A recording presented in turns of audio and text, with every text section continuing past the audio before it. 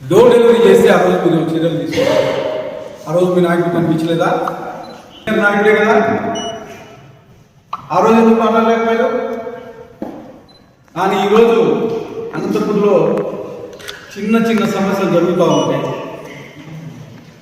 దాన్ని ఒక చిన్న మీ చీకటి రాజకీయాలు అందరికీ తెలుసు. అనంతపురంలో తెల్లవారుజాము 5 గంటలకు ఎవరితో మాట్లాడతారో, తర్వాత మధ్యాహ్నం వాట్సాప్ కాల్లో ఎవరితో ఏ నాయకులతో మాట్లాడుతున్నారో ఇవన్నీ అనంతపురం ప్రజలందరికీ తెలుసు. దానిలో భాగంగానే మిమ్మల్ని గత ఎన్నికల్లో ఓడించి ఇంట్లో కూర్చోబెట్టారు.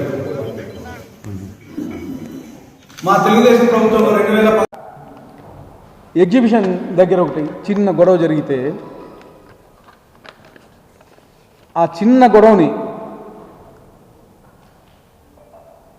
భూతద్దంలో చూపిస్తూ డబ్బులు అడిగారు ఎమ్మెల్యే మనుషులు అని చెప్పేసి చూపిస్తూ దాన్ని దుష్ప్రచారం జరిగింది.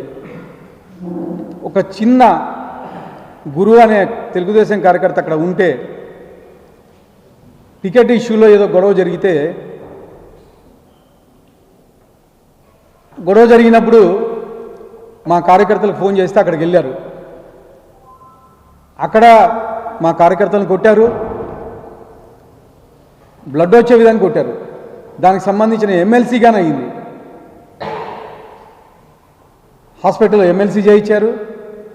దాని తర్వాత వీడియోలో మా వాళ్ళు వెళ్ళి గొడవ పెట్టుకుని అక్కడ దాదాపు 20 వీడియో కానీ అబ్జర్వ్ చేయొచ్చు. మా వాడు ఉండేది ఒక్కడు.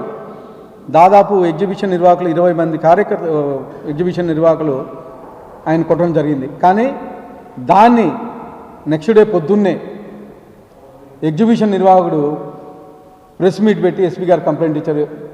ఎమ్మెల్యే మనుషులు 20 లక్షలు అడిగారని చెప్పేసి. ఎక్కడైనా ఒక చిన్న ప్రూఫ్ చూపించాయా? గత సంవత్సరంలో 10 లక్షలు అంట, ఈ సంవత్సరంలో 10 లక్షలు అంట. నీ టర్న్ ఓవరే మొత్తం ఎగ్జిబిషన్ టర్న్ ఓవర్ 20 లక్షలు ఉండదు.